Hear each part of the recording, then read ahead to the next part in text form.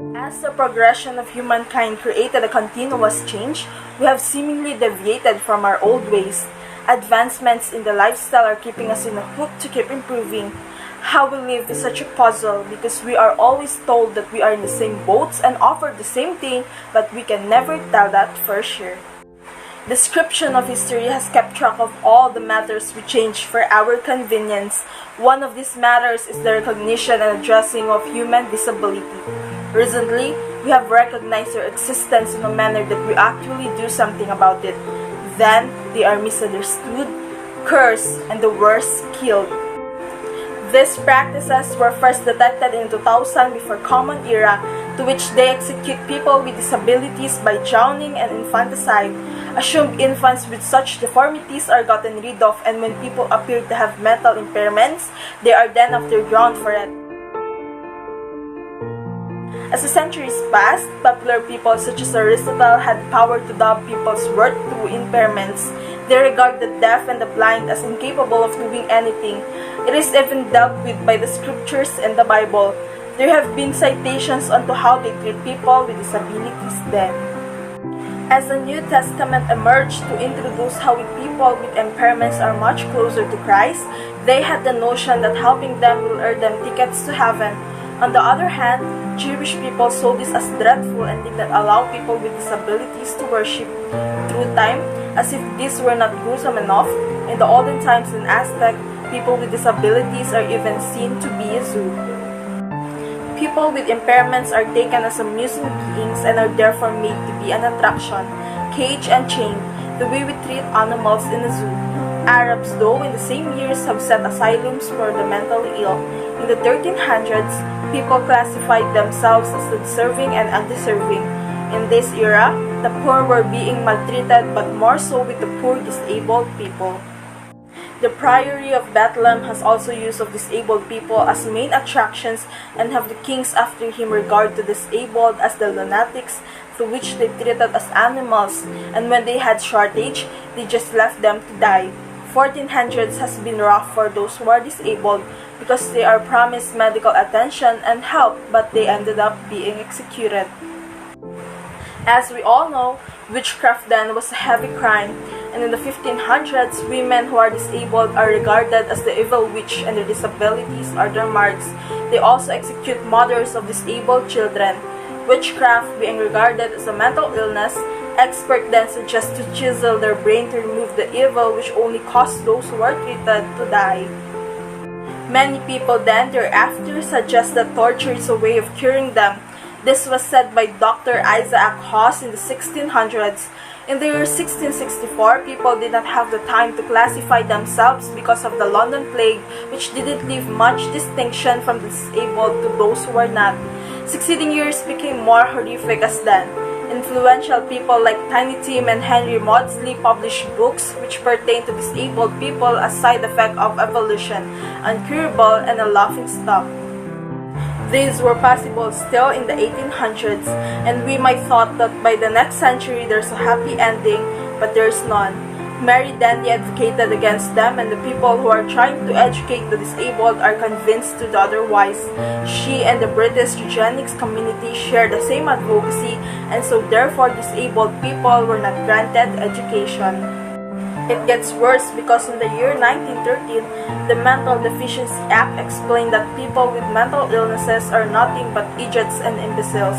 Alongside this one's execution of women who are unable to marry and have kids. Criminals by 1935 were dubbed as mentally ill and were disposed through euthanasia, and this was suggested by Dr. Alexis Carrel. Comes the worst treatment. Hitler, who ordered widespread mercy killing through euthanasia, eliminating life unworthy of life.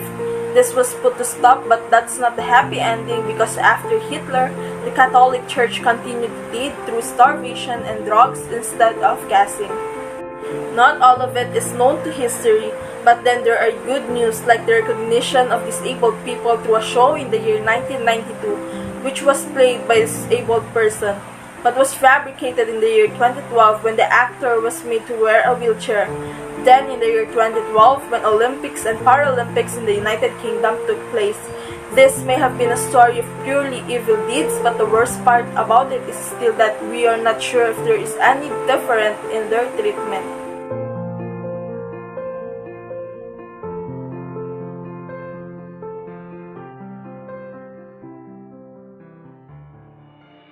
As history is revealed to us, there are also enhanced and devised policies, laws, and rules to accommodate people with disabilities. From the year 1300s, merciful people have organized ways, acts, and rules to cater and provide for the people with disabilities. Governments propose laws that secures the future and the present of people with disability by making sure they are offered work if capable, and if not, they are given money for food and to sustain themselves for living. Among these laws, Poor Law, Act of 1535 of 1572, and Act of Necessary Relief of Soldiers and Marines, Lunacy Act, and the County Asylum Acts are a few of the laws made to secure people with disability and to ensure their supply and maintenance. Although people with disabilities are not offered the same opportunities, they are now catered with laws, rules, and acts to make sure that they don't suffer the same from years ago. As revealed in the history, as I have said, they are treated worse than animals and were wrongly tortured for the things that are out of their control. In the balance of this, the people of the day are catering people with disabilities as much as they would cater those who are able. The normal people, if we can coin it that, but not abnormal people. You see, people with disabilities have been struggling over the years, and these laws and policies are but a way to help them grow in the society and make them be accepted in society, for them to be able to live a normal life despite their impairments.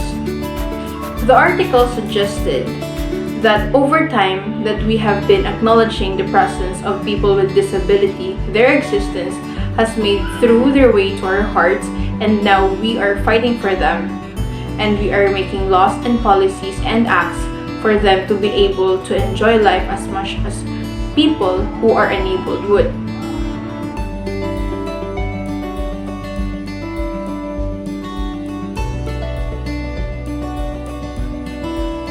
People who have the privilege to be born without impairments think that they have the power to those who do not. Fortunate enough, there are those who help make a stand for them. They are now granted with education and proper recognition for their talents.